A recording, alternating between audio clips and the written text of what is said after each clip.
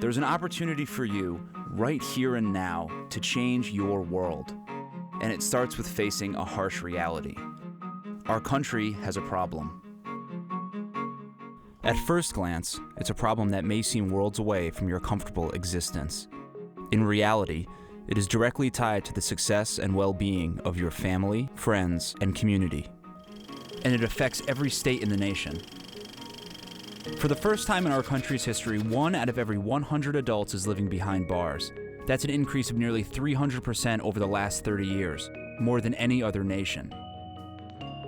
Common sense tells us that increased incarceration has made our society a much safer place to live in, but crime rates are nearly the same as when the number of prisoners was just a fraction of the present total.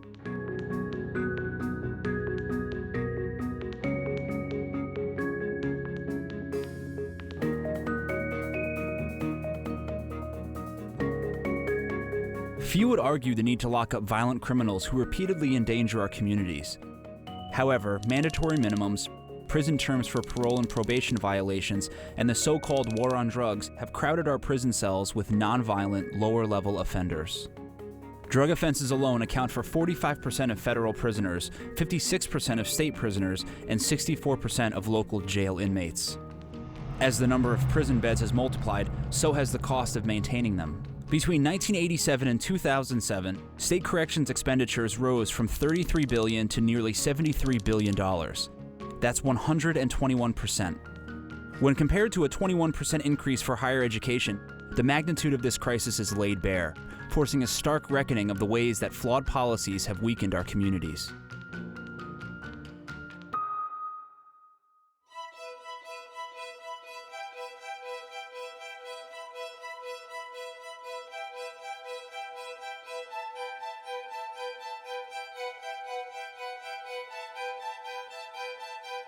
The massive expenditure on corrections affects everyone, but struggling communities that count on state resources for education and social programs suffer most, and the families from these communities become increasingly marginalized.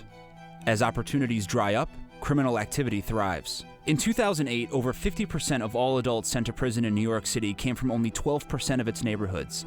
The dramatic absence of so many family members, neighbors, and economic producers and consumers is devastating. At the same time that nearly $500 million in state and city funding for schools was cut, nearly $500 million was spent to incarcerate residents of those very communities most likely to be hit hardest by education cuts.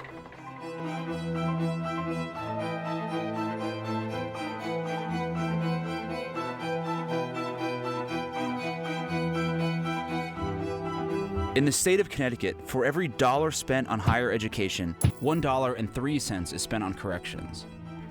In addition, the school achievement gap between students from the wealthiest and poorest communities is the widest in the nation. A high school dropout has a greater chance of being incarcerated, as much as 75% greater.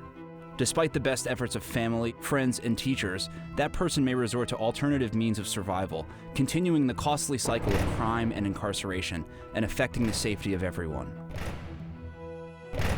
So how do we put a stop to the erosion of whole communities, the hemorrhaging of our state's financial coffers, and the loss of priceless human capital, and still effectively punish criminal activity?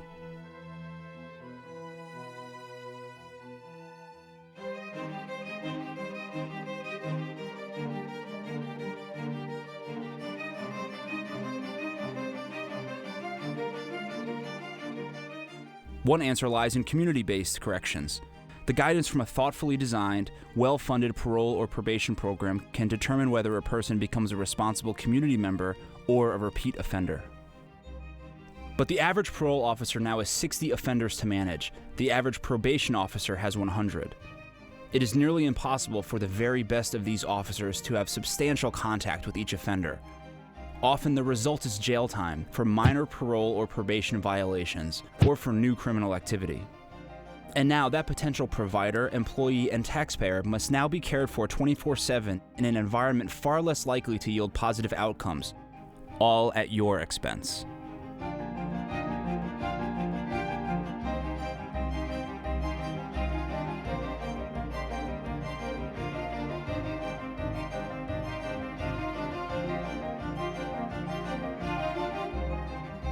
But you have an opportunity. At this time, many states are making the courageous decision to employ more just, intelligent, and sustainable measures for corrections. Steps have been taken to identify those for whom drug treatment, mental health services, job training, and education are vastly more effective than incarceration. For those who have served their time, strong reentry programs work to return ex-offenders into society with a stable footing from which to reinvent their lives.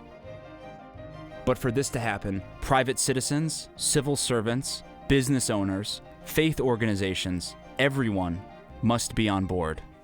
The alternative is a prison population that continues to grow to the detriment of our nation, unless you act.